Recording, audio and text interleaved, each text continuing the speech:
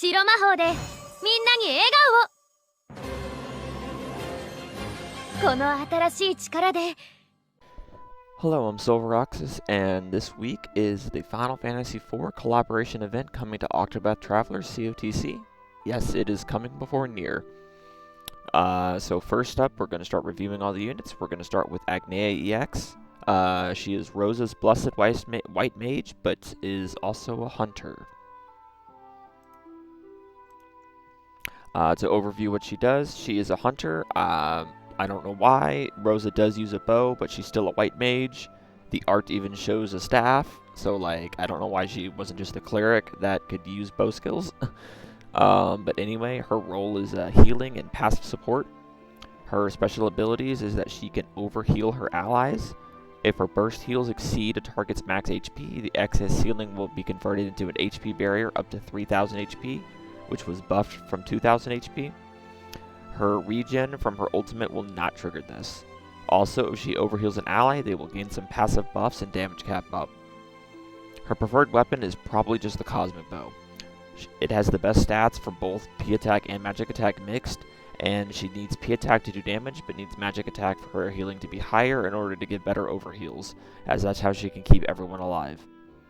Her preferred accessories is ironically Chloe and Alon X, Alon X A4. They have an actual use for the burst heal potency up A4s that exist at last. Chloe's being the best because it also gives bow damage up. Otherwise, she needs as much P attack, magic attack as you can give. I'd focus on magic attack first until she's healing enough to give the HP barrier you want reliably. So for her passive skills, her first star passive is when healing allies, if healing exceeds target's max HP, convert remaining healing into HP barrier up to 2000 HP. The 6-star skill evolution is the HP barrier now reaches up to 3000 HP, which was buffed. Original values were 1000 and 2000. Her 3-star passive is self plus paired ally, 3% SP regen, 10% max SP up, and 15% P attack, magic attack up. This is only for the one person she's paired with to make her a backpack unit. I don't know why this passive isn't all allies. This is just unfortunate that they didn't change this. Her TP passive is that when she heals allies, if healing exceeds target's max HP, grant them 15% physical attack, magic attack, and crit up, and 20,000 damage cap up for 2 turns.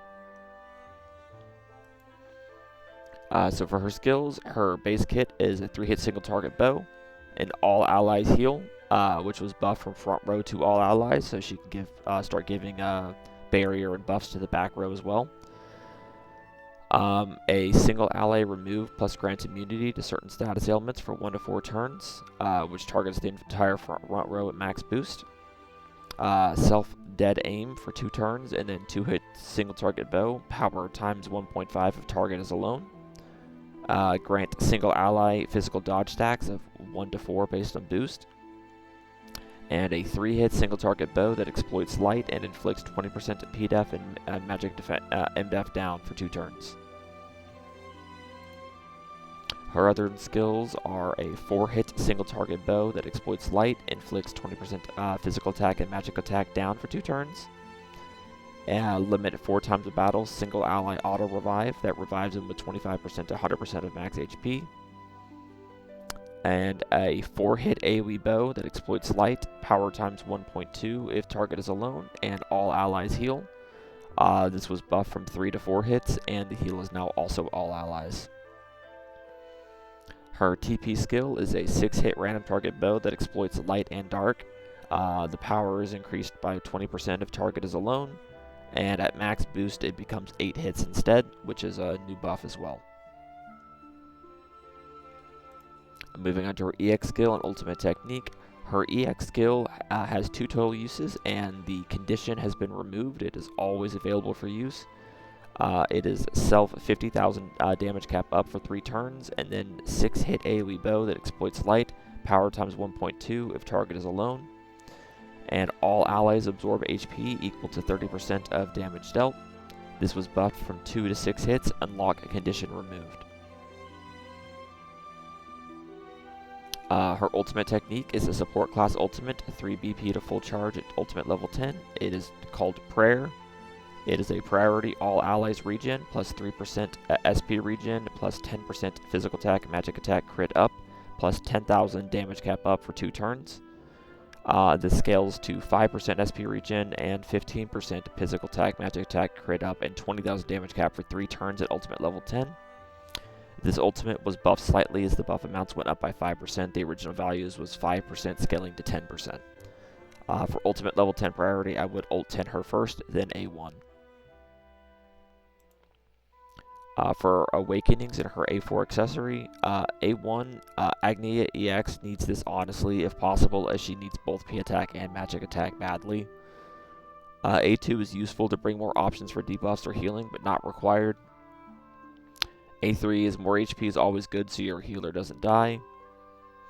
A4 accessory is called Rosa's Tiara. It has 70 P attack and 70 magic attack. When the wearer swaps to front row heals 20% of max HP.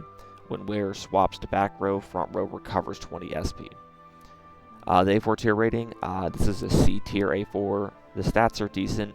The effect is only good if she wears it, as her swapping to front row can overheal to give allies buffs and HP barrier, but it's largely unnecessary as there's far better options for her own accessory slots and most other units won't need to wear this. Do not chase for this. For an optimal skill loadout, I would say you want to take her TP 6 to 8 hit bow. It's the highest hit count she has. I would take, for skill 2, I would take her 4 hit AoE bow that heals all allies, shaves shields and heals for overheal buffs, hopefully.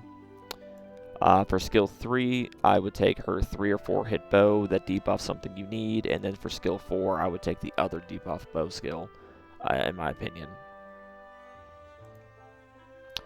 For unit synergy, Agnea EX is sort of a healer, so her best use is going to be in a full bow team, as she can at least help shield shave while trying to heal.